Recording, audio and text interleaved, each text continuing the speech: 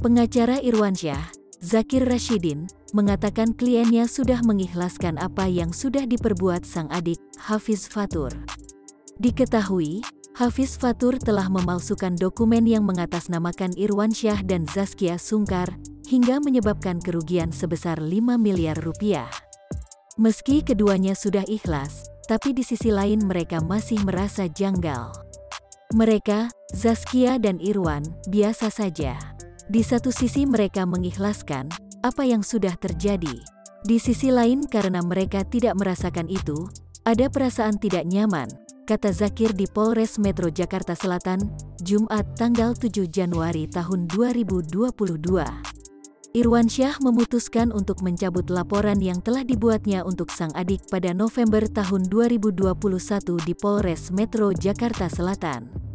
Akan tetapi Irwansyah tidak mau adiknya itu dibebaskan dari perkara ini. Hal tersebut dilakukan setelah pihaknya melakukan konsultasi dengan kepolisian. Kalau misalnya dia mendiamkan proses yang sudah didalami ini, tentukan dia seolah-olah membiarkan adanya pelanggaran hukum, ucap Zakir. Irwansyah tetap melanjutkan kasus ini ke proses hukum perdata. Dia akan menggugat sang adik pada tanggal 10 Januari tahun 2022 di Pengadilan Negeri Tangerang.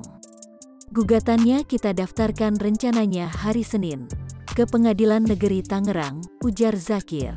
Diberitakan sebelumnya, Irwansyah melaporkan Hafiz Fatur dengan tuduhan pemalsuan dokumen. Akibat ulah adiknya Irwansyah dan Zaskia Sungkar mengalami kerugian hingga 5 miliar rupiah.